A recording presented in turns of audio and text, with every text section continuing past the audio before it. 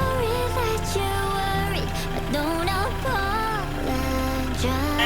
I told you to forget me.